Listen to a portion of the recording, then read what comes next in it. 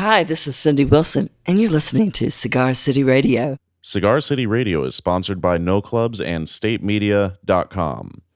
Find out about upcoming concerts in Tampa Bay by visiting StateMedia.com and tagging No Clubs on Facebook, Instagram, or Twitter. Use the hashtag #WeAreConcerts. Here's what No Clubs has coming up this summer. Friday, May 31st, Black Bear is bringing the Dead to the World tour to Janus Live. Thursday, June 13th, the Monster Energy Outbreak tour comes to town at the Ritz Ybor with Slushy. That's an 18-plus show, so our intern Simone can go. Thursday, June 20th, Bowling for Soup and Real Big Fish with Nerf Herder at Janus Live. Love that. That's a great lineup.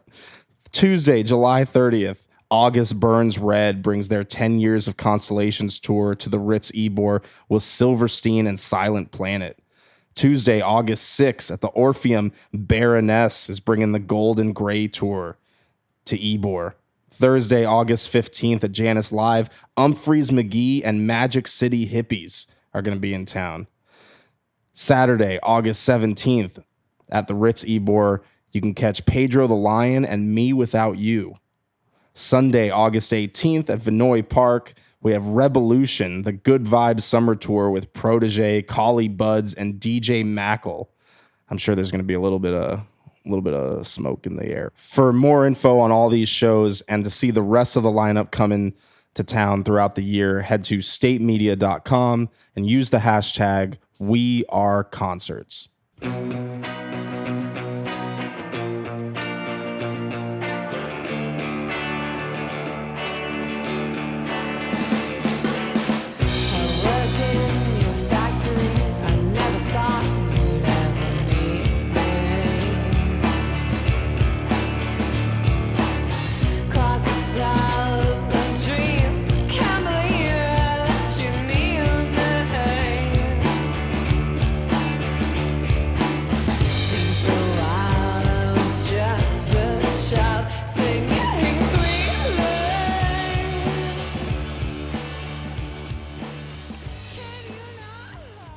Welcome to Cigar City Radio. The song you just heard was Factory by Shark Muffin. It's off the album Suki.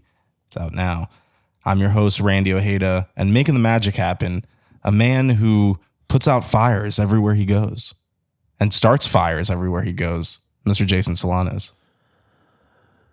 I had something terrible to say to that, but there are youngins in the crowd right now, and I can't say you such gotta, terrible things in front of them. No, there are our interns have very sensitive ears. Yeah, so. They would have to wear earmuffs for this one. Yeah, guys, earmuffs. Earmuff. No, they're earmuffed. All right, now that they're earmuffed, I guess it would be starting fires if... That's horrible. Yeah, that's why we have bleeps. Yeah, that's exactly what. And they took off their earmuffs before I said that. Yeah. Our guest on this episode is Christine Leshper from the band Mothers, which is an Athens, Georgia-based band. Their second album, Render Another Ugly Method, is out now via Anti Records. We caught them while they were on tour with Lucy Dacus. It was a really awesome show at Crowbar. Really enthusiastic crowd there. It was a lot of fun to be at that show. Mothers is an incredible band, and it was great talking to Christine. It was pretty hot out there in the Crowbar back patio, but we had a great chat. She was really fun to talk to, and hopefully she'll be back again soon so we can talk to her some more. Really great episode. You can follow Mothers on Instagram at Mothers Band and listen to them on all the digital stores. So here it is, Mothers.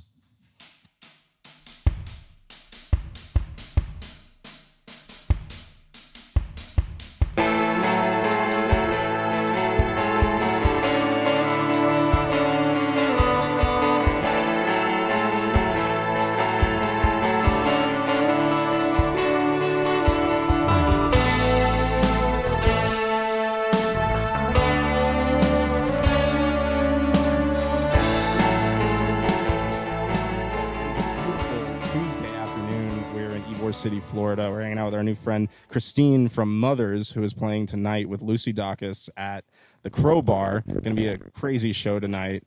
So first off, how's everything going? How's tour's life so far? It's going good. It's always good to be back in Florida. I find that we have always had amazing shows here. I find that a lot of bands like don't make it down to Florida. It is kind of far from like the rest of the continental US. You have to like really commit to go to Florida. But we've always had amazing shows here, and it's good to be back. Yeah, I missed you the last time you were in town. It was a couple years ago. You were playing at New World Brewery, which is no longer here, unfortunately. Rest in peace, New World. And now you're at Crowbar, much bigger stage, much bigger venue. Do you feel like you're going to get the love from Tampa tonight? I think so. Yeah, like I said, we've always had a lot of support in Florida, and it seems like, I don't know, the vibe that I get is that a lot of bands pass over Florida in a way, or like not as many bands make it down here. So when there is live music that people want to see, they're really excited to come out to the shows. And I feel like that's part of the reason that we've always had good shows here. Yeah, also, I feel like there's some kind of weird, like, symbiosis between, like, Athens and Tampa, because we get a lot of bands that, like, you know, come from the Athens area, and a lot of the Tampa bands go up to, like, Athens Pop Fest and play. So I don't know if it's just, you know, Tampa loves Athens for some reason, but we've had a lot of Athens-based bands on the podcast, too, like Easter Island. Yeah, because Athens is a pretty small community, right? Very small. Yeah, in a good way. Yeah, it's very tight-knit. Everyone knows everyone. A lot of people play in each other's bands. It's a pretty collaborative community. We were just there yesterday, actually. It was good to be back. Yeah, so it was a nice little homecoming show. Yeah, for sure. Got to see some family, some old friends. Right on, but now you're not living in Athens anymore, though, right? I've heard that you're living in Philadelphia now? Yeah, so we relocated to Philadelphia about 2 years ago now. The main thing for me was like I went to college in Athens, and I lived there for about 7 or 8 years total. And you have to really want to be living in a small town to make it work for like a long period of time. And I haven't really lived in a city before, and it felt like I needed to try it, you know? I lived in Philly for a little while, and I feel like Philly's a good, it's almost not a city, but it is, you know, in a weird way. Like, it's a really small city. Like, everybody kind of knows each other, but I guess compared to Athens, it must be quite a change. So how have you felt that the music scene compares in Philly compared to Athens? In a way, it doesn't seem as tight-knit just because it is more scattered, and, you know, the city is much larger. I live in Northeast Philadelphia, and there are a lot of shows that happen in West Philadelphia. And to get over there by train, it takes like 35, sometimes 40 minutes, kind of the same by car. So it's quite a trek to like make it across town to go to some of those shows in West Philadelphia. So in ways, I feel like it's not quite as close-knit as Athens, where just everybody knows everyone. Everyone's coming out to every show, no matter what.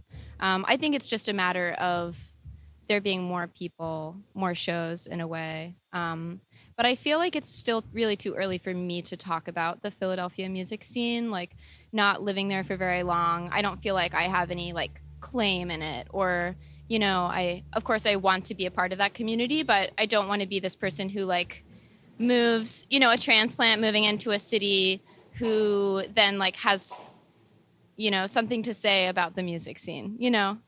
Like, yeah, I feel like I can't quite talk about it yet. Yeah, you don't want to be that person, right? Yeah, that's very noble of you. Yeah, for sure. So then tell me about let's talk more about the Athens scene, because I know your first record you made with a friend of ours, actually, Drew Vanderberg, who is the homie. I finally met him at South by Southwest this year, and hopefully we're going to be working on a couple projects with him in the future. So, you know, what was it like? Because I know, like, through him you kind of met Of Montreal and all these other groups. Was Drew the plug, you know, in that way, or was it just being in Athens and getting to know everybody? It's hard to say really like why we found some success in the beginning. I feel like it was a lot of just chance. I feel that way about a lot of success in the music industry in a way. I feel like it's not a meritocracy exactly. Yeah. I feel like a lot of it has to do with chance and just kind of what opportunities get handed to you. But I think that working with Drew Vandenberg was hugely beneficial in like the beginning of our band. He introduced us to a lot of people, and like, yeah, we did meet Of Montreal through him, and our first tour was going out with Of Montreal, which is wild. Yeah, that's an amazing first tour. Yeah. Like, seriously, yeah. And they're such a wild band live. So did you feel like you had to kind of step up your game to play with them every night, or? I didn't know at the time. I didn't know really very much about Of Montreal. I didn't know that their shows are such a like visual experience. So I really had no idea what I was going into. And I wasn't that nervous in a way because I didn't know what I was getting into. You know, it's kind of like if you don't have an understanding, or I guess an analogy is like being young and doing like risky things like learning how to skateboard or being like more daring when you're young because you don't know what it's like. And I kind of feel like it was the same thing with getting started in touring. It was like when we went out with Of Montreal, I wasn't really nervous because I just didn't know what it would be like. And it was just exciting, you know? That's a really great way to describe going on tour with Of Montreal is like getting on a skateboard for the first time. Yeah, having no idea what's going to happen or if you're going to face plant. I think people can say that about like going to Of Montreal shows too, because you just never know. So, but now you're on the road with Lucy Dacus. So, you know, I know it's kind of the beginning stages of the tour, right? We're about 4 days in of a 2-week tour. Okay, so it's still fresh. But what's it been like touring with her so far? It's been great. So I actually did a tour with Lucy Dacus last year in June, and I was touring solo. So I rode along in the van with them, and we did some stuff in the Northeast. Like we went to Montreal and Burlington, Vermont. We were kind of in that zone, and I found that they're such a family. Lucy and her touring party, her band members, and I immediately felt at home with them. And so we had to take the opportunity to tour with them again because I find that touring is such a difficult emotional and physical task for me personally. And I think for a lot of people that having that really familial feel of like, we're out here taking care of everyone, you know, we're not going to like leave anyone behind. It's very much about making sure everyone is emotionally taken care of and that everyone's doing well, you know, and I think that's so important. Yeah, no, that really makes sense. I don't think people realize how tough touring is, you know, especially like, you know, you're not riding around in a giant tour van or, you know, you're not being pampered all the time at this level, you know, so getting on the road is really tough, you know, and it's good that you have like you said, a familial bond with everyone you're touring with. So it's good that you get along too, that you and your bands get along. That's great. You know, it's very, very easy to get along with them. Yeah, they seem really chill. So that's very cool. What's been the biggest change like in the live show that people can expect, you know, since the last time you came to Tampa? I guess sonically, the biggest change would be that we are incorporating some electronics into the live set now, which we didn't do in the past. Yeah, so we're doing some stuff with like samples and with keyboards, synthesizers. So that's very new, and I'm really excited about that. It's something that wasn't really on the last record that we did. It's kind of something that's happened in the meantime with music that we've been working on post Render Another Ugly Method. And we have decided to like rearrange some of the older songs with synthesizers. It's just been kind of something to do for fun and to, you know, when you play a song for so long, the process of writing and recording and putting out music is so drawn out, as I'm sure you know, because there's the process of writing the music and then recording the music, and then you wait for your record to come out, which is going to take at least 4 months to press to vinyl, and then you tour on it for, you know, it's recommended that you tour on something for about a year, sometimes a year and a half. And so by the end of that, you know, that might be 5 years. Sure. And that's a long time to be kind of focusing all of your energy into a group of songs. And I really relate to the songwriter Arthur Russell in a lot of ways, because he had this idea that a song didn't have to exist in a single form. And he was always recording and re-recording his music and performing it different ways, and just believed that a song could be kind of reincarnated like hundreds of times. And I feel the same way. It's almost a bummer to think about a recording of a song being the only way that it exists. And so I think we're always kind of trying to reimagine the songs.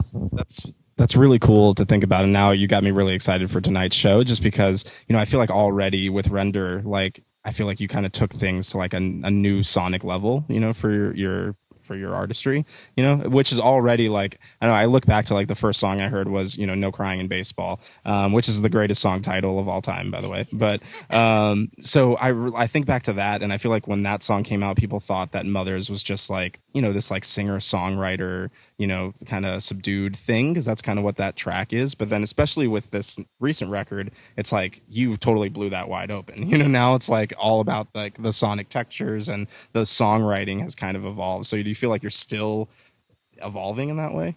Oh, absolutely. Yeah, I think that the next record is going to be very, very different than either of the records that we've put out so far. And I find that exciting. In a lot of ways, I'm very young in my writing. I haven't been doing it for that long. And so I feel like in a lot of ways, I'm really still finding my voice.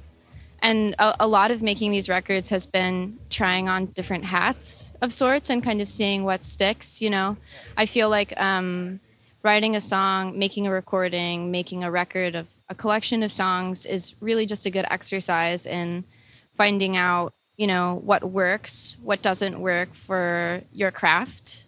And so I just kind of see them as learning experiences and exercises, and, being able to look back and say, I liked this about this recording, but if I were to do it again, I would do it this way instead. And, it's a good time to just reflect on how you would change the work in the future. And I think that's how you move forward and really hone your craft.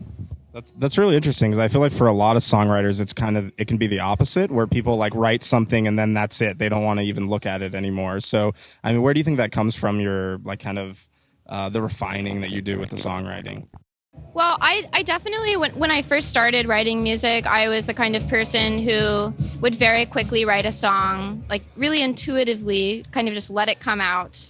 And I would be like, okay, there it is. I wrote that song and it's done. Like not really spending much time on it, letting it be a really, really intuitive process, which I think is helpful. I mean, I think when someone wants to just write a song in that way, like that makes a lot of sense, right? It's very human to just kind of let it come out. And I don't think there's anything wrong with that kind of songwriting. I guess like moving forward, I'm just thinking more about pulling from things that I've done in the past and kind of, I don't know, refining my songwriting skills.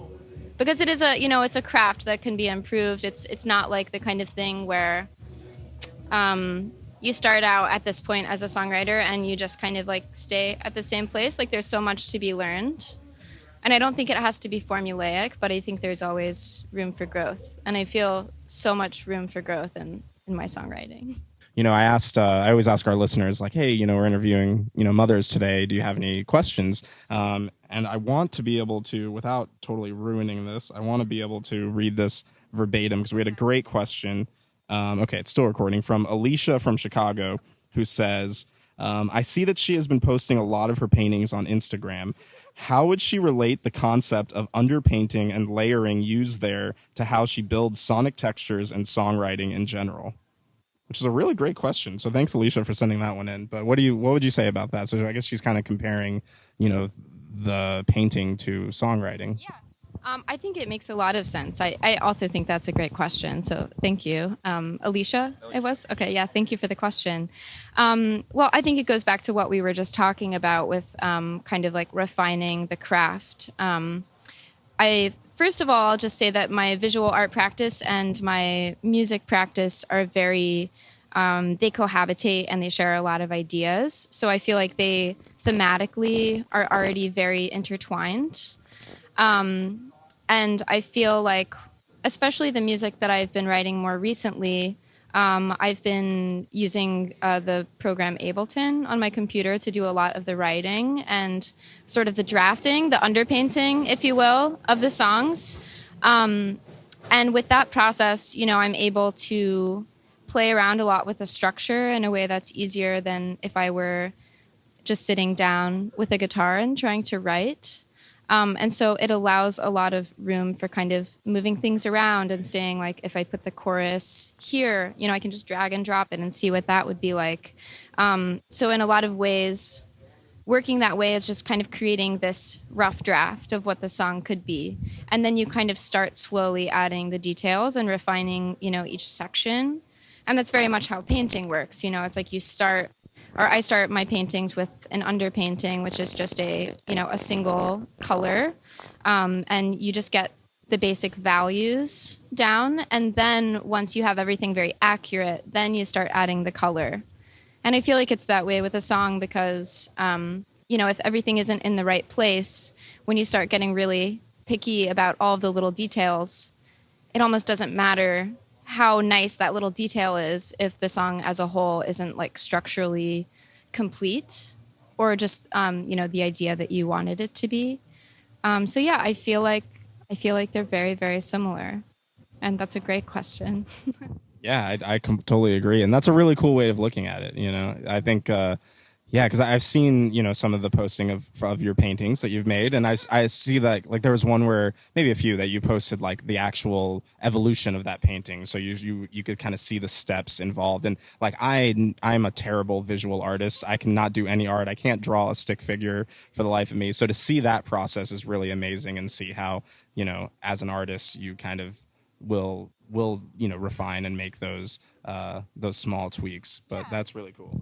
I love seeing the process, and there's this wonderful museum in Philadelphia called the Fabric Workshop and Museum, and you've been there. And what I love about that museum is that they show process works for all of the works in the museum. So you see maybe the artist's notebook that they were drawing drafts in while they were making the work, or you see scraps of fabric from something they were working on. And it kind of lifts up the curtain in a really positive way where the person looking at the art can see like this isn't something that just materialized from genius or something. It's like this was just hours and hours of planning and work, and it came to be this thing. But I feel like it's unhealthy to have this idea, this kind of like genius idea of art or like incredible music just materializing with no work behind it. So I think it's really exciting to see like the process of work, because that's where so much of it happens. Yeah, no, that's really true. I think sometimes people think that like, oh, this thing just came, it just came to you in like a dream or something. And like, yeah, maybe it happens that way for one of every 1,000 things that you do. But, I think people forget that like this is work, like this is your job, is to create, and creating is not an easy thing to do, So what's the usual process for you then when you're writing? Does it start kind of in solitude, or do you write with others? What's your usual process? Yeah, I've always started the songs by myself. It's sort of changed. It's interesting to me how it's changed over time. So the first record that we made was very much poems set to music. So it was like I wrote all of the words for that record first. They were just poems on paper. And I was at this point where I didn't know how I would publish a book of poems, because that felt just impossible. I just didn't know where to start. And that was when I started turning them into songs, because I had, an acoustic guitar. And that was sort of the most intuitive way for me to publish them, so to speak, or to put them out in the world. It felt like I could have like closure on those poems if they became songs and then recordings. So I worked on all of that alone. And then sort of once there was like a basic song structure with the poem, I started working with Matt Anderegg on, drum arrangements, other instruments. And then the second record, Render Another Ugly Method, was more collaborative in a lot of ways, because the lyrics weren't all set in stone before we started working on the songs, and there was a lot more of a conversation between the way that the words and the music came together. It was much more deconstructive. It was kind of like I would write kind of a basic strong song structure, and then through the process of like jamming the songs and working on parts, we would reformat it a lot and maybe kind of tear a lot of it away, saving like this one little section of like lyrics and music, and then I would like kind of rewrite the song around that piece. So there was a lot more conversation, I think, between myself and the other musicians I was working with on the second record. That's really interesting to see, but it makes sense for the second record, I think, because I feel like, obviously the first record has amazing songs and all the arrangements are really good, but I feel like in the second record you really spent a lot. It sounds like you spent a lot more time figuring out where these other little pieces are going to go and kind of building a wider, more sonic palette, if you will. So it makes sense that it was more, of a collaborative thing, I guess. That's cool. That's cool. So what's the next record going to be like then? It's hard to say. It's still pretty early. There are a lot of songs in progress right now, which at this point I've just been working on them alone. And honestly, getting Ableton has really kind of changed the way I think about writing music in a positive way, because a lot of my limitations in the past with working on music and specifically with working on arrangements for my song has been, that I'm not a very good drummer. I'm not a very good percussionist. I'm not a very good bass player. But having Ableton and being able to do things like program percussion and to be able to play a bass line on the keyboard has been a lot easier for me. So it's kind of like I've been able to retain a lot more control, I feel, in the writing of the new songs, because I've been sort of holding on to them for a bit longer while I work on more of the arrangements myself, sort of before inviting other musicians to collaborate with me. So I think in some ways the next record will be a bit more concentratedly my voice, if that makes sense. Yeah, I mean, well, first off, shout out to Ableton for making this happen. Like, come on, cut the check, Ableton. Where we go? This is a great endorsement from Christine right here on Ableton. But it's true, like that does really kind of break down the barriers for somebody that obviously not everybody can play every single instrument like Drew Vandenberg or somebody, So it's like it's good to be able to do that and be able to like write with your own voice, I also think that the accessibility is really powerful in that Ableton isn't incredibly affordable.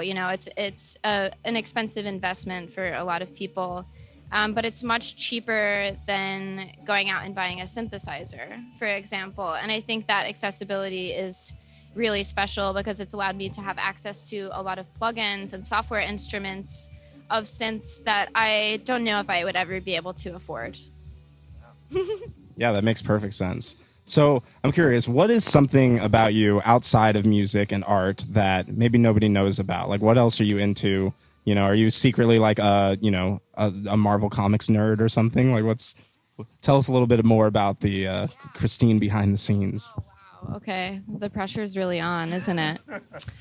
I love the Great British Baking Show. That maybe isn't super expected, but maybe it is. Yeah. I don't know. I find a lot of joy in kind of like mindless television, because it allows, I don't know, I love escapism sometimes because I feel like often I'm so in my head, and I feel like I really benefit from that kind of escapism. And there's something about the Great British Baking Show that I find so charming, because it's a reality show, but all the contestants are so gentle and they're so supporting of the other people on the show. It's like the least cutthroat reality show you've ever seen. Yeah, no, I definitely, I've seen a little bit of that. Like my wife loves like Nailed It and all those like, all the cooking shows. So I haven't seen too much of the Great British Baking Show, but I could see that, how they would be a little bit more supportive than like, what's like Hell's Kitchen or whatever these other like super intense shows are. Yeah, it's obvious from the name of that show that it's supposed to be really intense and people are going to fight.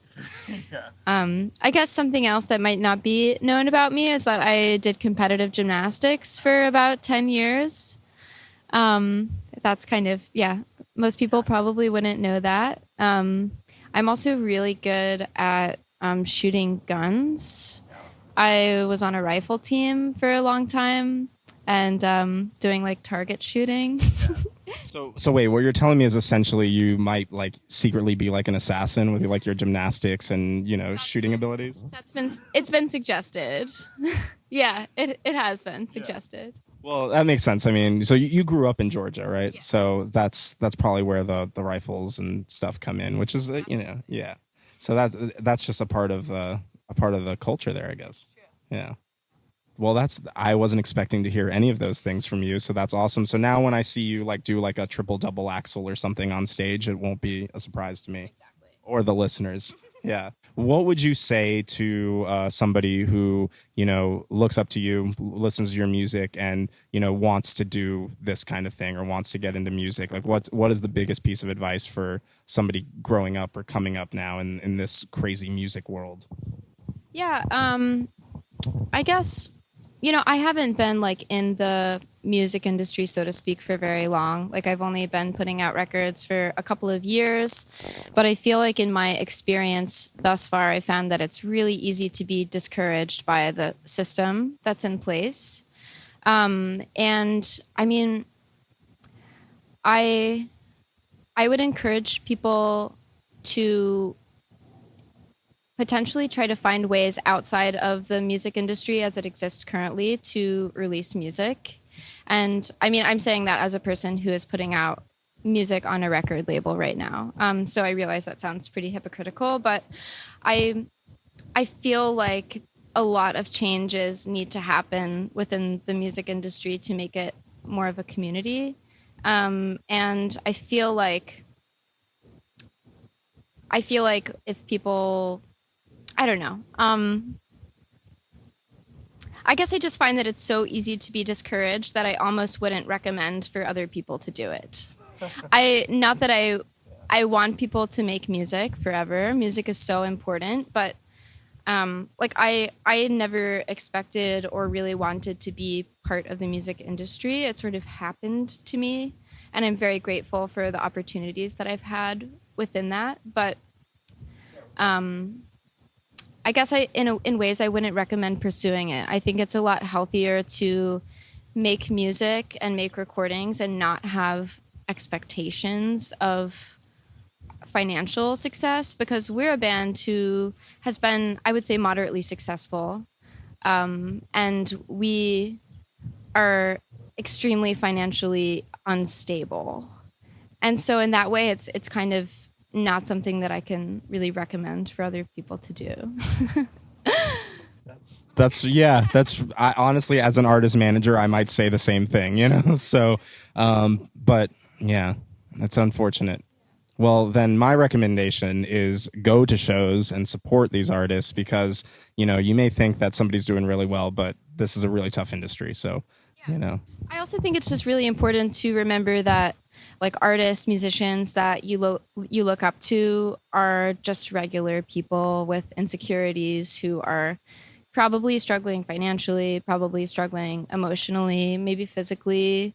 And, there's this tendency to put artists that you like on a pedestal, or to feel that they're, like better than you or more important than you, or just, special. And I feel like that's really unhealthy. And I feel like just reminding yourself that they're probably going through a lot of the same things that you are, just as a human person in 2019. Yeah. No, it's true. And also, I mean, again, I know we're about to wrap up, but I think that's one of the reasons why people are really drawn to your music, is because you have such an honesty about your music and your lyrics, and everything seems so personal and so heartfelt that, I can see how people could probably connect with, okay, I'm feeling the exact same way Christine's feeling, or, I think she's feeling in this song, because no one really knows, So that's great. Well, any final thoughts for our Cigar City Radio listeners or the Tampa crowd before you get to sound checking? No, just thank you so much, Tampa, for always supporting us, and honestly, Florida at large. So thanks for coming out to the shows and listening to our music. Right on. Yeah, well, I'll be in the crowd tonight. Can't wait. Thanks a lot, Christine, for hanging out with us.